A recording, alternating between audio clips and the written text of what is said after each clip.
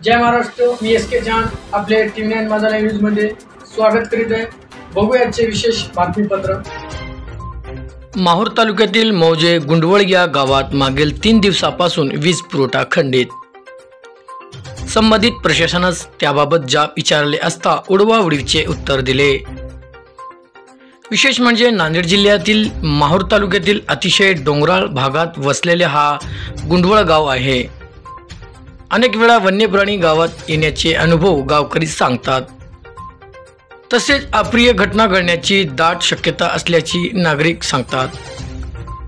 मात्र संबंधित प्रशासन याकडे लक्ष देतील का, गुंडवळवासियांचे लक्ष लागलेले आहे। TV9 माझा लाईव्ह न्यूजचे प्रतिनिधी गणेश राठोड यांनी जमलेले नागरिक यांच्याशी भेट घेतली असता अर्जुन जाधव, परशुराम राठोड, रमेश आडे आणि इतर गावकरी यावेळी उपस्थित होते। नमस्कार, मी रामेश्वर किसन जाधव, विद्यमान सरपंच, गुंडवळ ग्रामपंचायत कार्यालय, तालुका माहूर, जिल्हा नांदेड। तर मी काल माझ्या गावामध्ये 7च्या दरम्यान विद्युत पुरवठा खंडित झाला असता मी वायरमॅनला फोन लावून विनंती केलो की सर, पाणी पावसाचे दिवस आहेत, डीपी वरची झांबरिंग जळालेली आहे, तुम्ही ती या टाइमला येऊ शकणार नाही, पण तुम्ही मला जर सहकार्य करसाल, लाईन बंद करून जर देसाल तर मी स्वतः होऊन ते झांबरिंग जोडून घेईल आणि माझ्या गावाला सहकार्य करेल।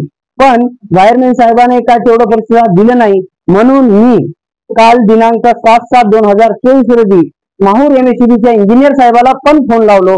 साहेब, अशी घटना झालेली आहे, डीपी वरची झांबरिंग जळालेली आहे, आता तुमचे ते कर्मचारी येणार नाही। त्याच्यानंतर मी पायटे फोन लावलो आणि कचकलवार दादाला सूचित केलो। त्याच्यानंतर ह्या लोकांनी माझ्या गावामध्ये 3:30 वाजता येऊन वीज पुरवठा सुरळीत करून दिलं। तर हे आजची समस्या नाही आहे, ते बारंबार हे MSEB वाले मला म्हणतात तुझ्या गावामध्ये वसुली होत नाही, तुमच्या गावामध्ये थकीत आहे, ते का वसुली मी करणार का, ते माझी जिम्मेदारी आहे का?